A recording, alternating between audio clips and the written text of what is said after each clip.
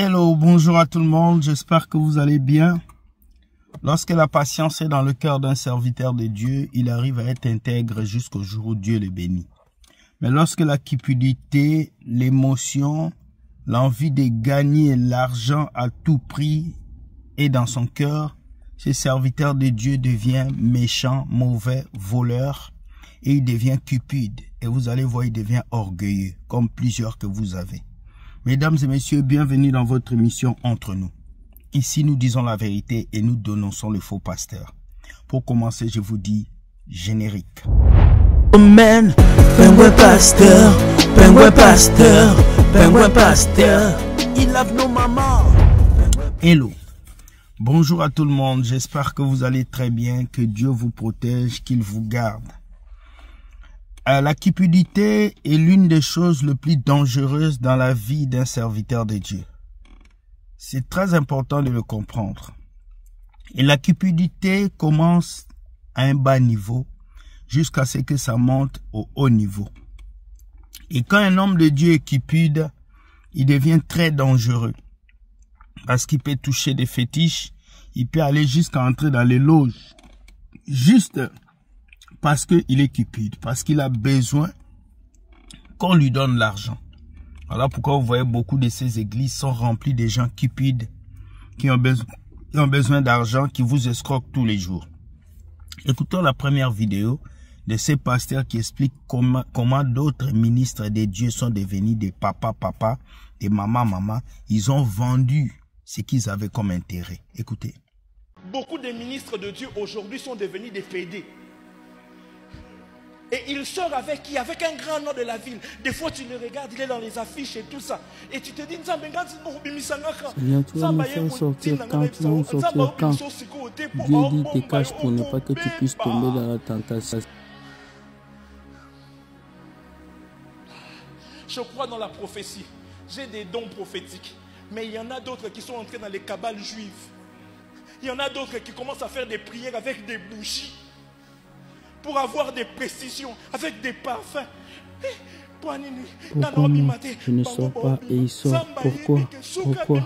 Dieu te cache parce qu'il veut faire des grandes choses. Voilà, il a dit quoi? Beaucoup de serviteurs de Dieu ont vendu leur corps. Des hommes qui sont devenus des hommes, qui sont partis sortir avec des hommes qui ont détruit leur vie. Moi-même, j'ai déjà eu un message d'un pasteur qui m'a dit, aide-moi. Il y a un grand pasteur qui me drague, il veut que je sorte avec lui.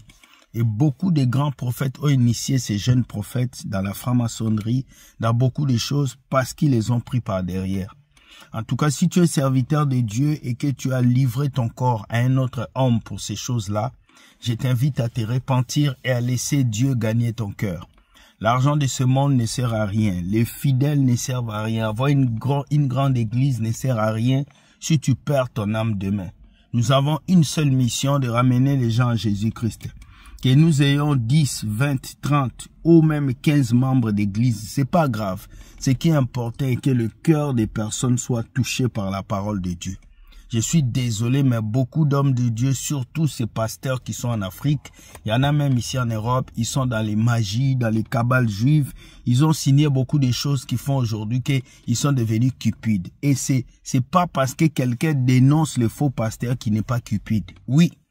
Il y en a même qui prêchent l'évangile, qui dénoncent les pasteurs, mais ils sont dans la cupidité. Faites très attention, faites très attention.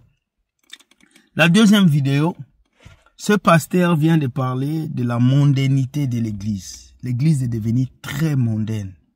Quand je parle de l'église, je parle de la maison de Dieu, le corps du Christ. Très mondaine. C'est triste, mais regardez, écoutez cette vidéo. Aujourd'hui, l'église est devenue mondaine. L'église est devenue mondaine. L'église est devenue mondaine. Le chrétien ne cherche que les choses de ce monde. Le chrétien ne cherche que les choses de ce monde. Le chrétien ne cherche que les choses de ce monde. Mais que sert-il à un homme de gagner le monde s'il perd son âme?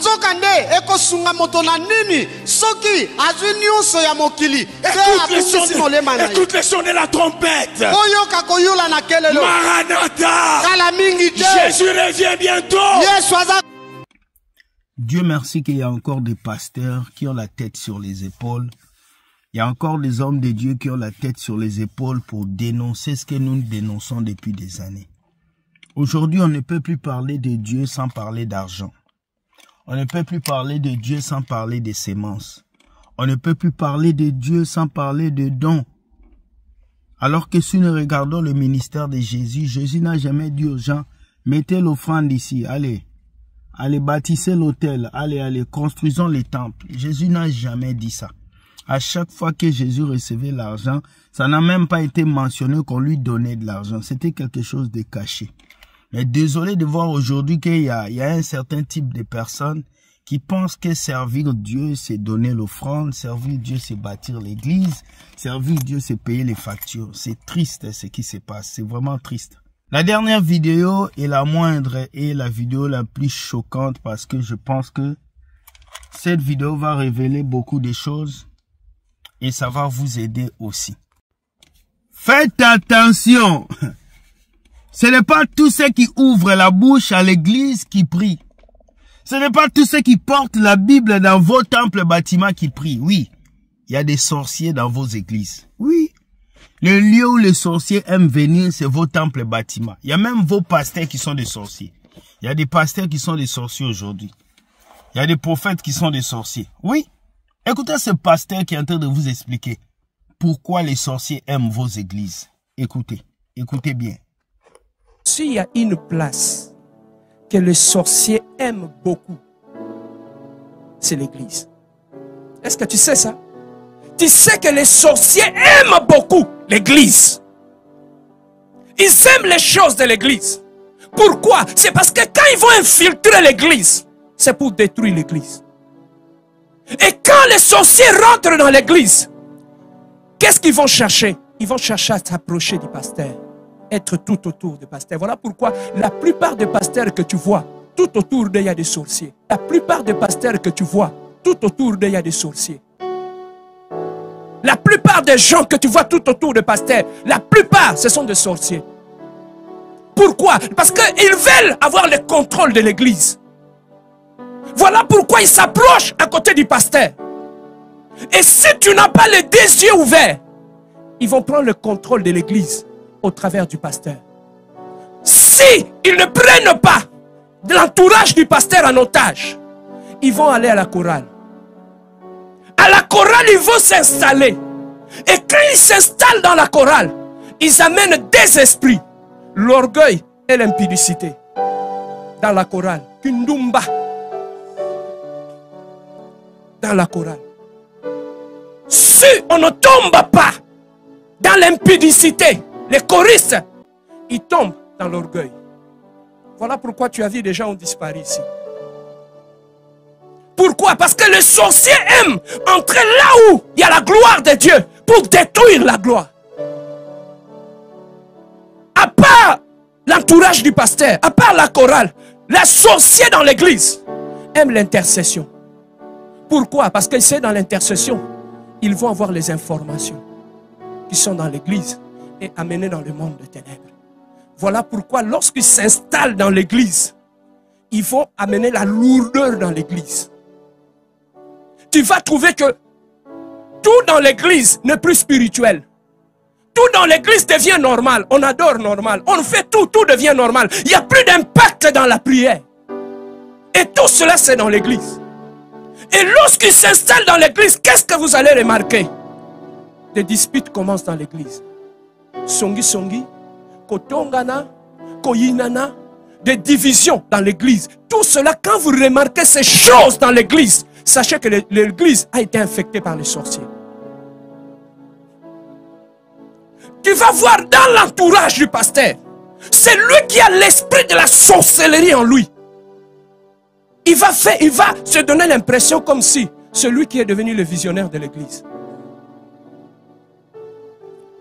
Et lorsqu'il prend le pasteur en otage, le pasteur ne peut plus rien faire. Avant de faire tout, il faut passer par nous. Il faut nous poser la question. Quand j'avais eu la vision, toi tu étais là? Quand Dieu m'a parlé, toi tu étais là? Non, nous les collèges, tu vois, nous les collèges des anciens, on a quand même des choses à dire. Est-ce que vous avez une vie de prière? Bandoki. Ces collèges de sorciers là, ici, il n'y en a pas. On écoute le Saint-Esprit. C'est celui qui nous guide. Quand il dit aller à gauche, on regarde la colonne de feu ici. Il n'y a pas de vieux comme de vieux qui sont réunis. Papa, si vous n'êtes pas prudent, tu vois comment on se réunit les jours. Si les sorciers prennent l'otage de l'église, il y aura un autre culte la nuit. Nous, on vient prier les jours. La nuit, il y aura une autre culte. Ils ont leur pasteur Serge.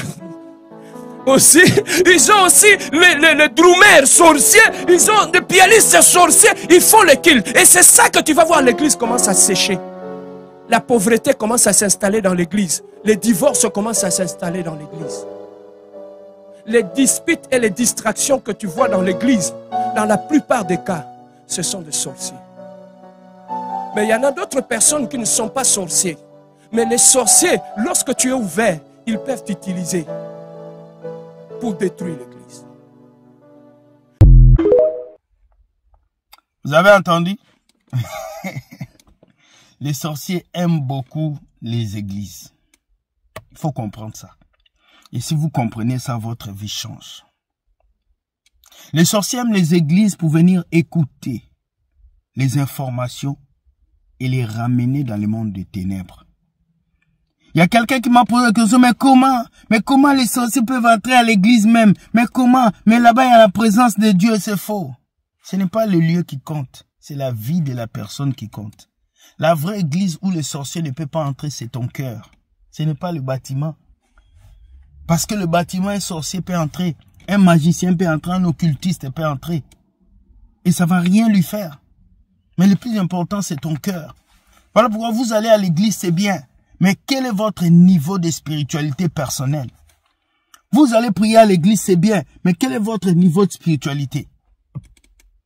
Beaucoup de gens ont basé leur vie que sur l'église bâtiment. Mais les sorciers viennent là-bas. Peut-être que le problème que tu vis, parce que tu as dit ça à ta sœur de l'intercession, elle est sorcière. Peut-être que le blocage que tu as dans ta vie, tu as fait ceci, cela. Donc, il est temps pour toi d'ouvrir les yeux, de comprendre cela et de pouvoir changer. Tu comprends? Prends ta vie, va à l'église, écoute la parole de Dieu, mais sache que dans cette église où tu vas, tu ne dois pas divulguer toutes tes informations. Vous dites tout à vos pasteurs, vous dites tout à vos prophètes, vous dites tout aux gens de l'intercession, mais vous ne savez pas qui ils sont. Ils peuvent vous vendre dans le monde des ténèbres. Parce que ce n'est pas parce qu'on écrit devant un bâtiment « Église de communion fraternelle ». Ici, nous sommes déjà dans la communion. Mais tu vas entrer là-bas, tu vas voir une division pas possible. Donc ne vous laissez pas berner par la beauté d'un bâtiment, par la beauté d'une église, par la déventure d'une église, non. Soyez impressionnés par la vie de prière que vous menez, par votre relation personnelle. Et Dieu va vous aider. C'est triste de voir ces choses. Mais dites-moi ce que vous pensez de ces 3 vidéos. C'est le peu que je pouvais vous apporter aujourd'hui. Partagez, likez, permettez à quelqu'un de comprendre cette vérité. Et je pense que ça va vous faire du bien, les amis, de pouvoir lire cette vidéo. Donc, je vous salue. Dieu gagne toujours. Bonne journée.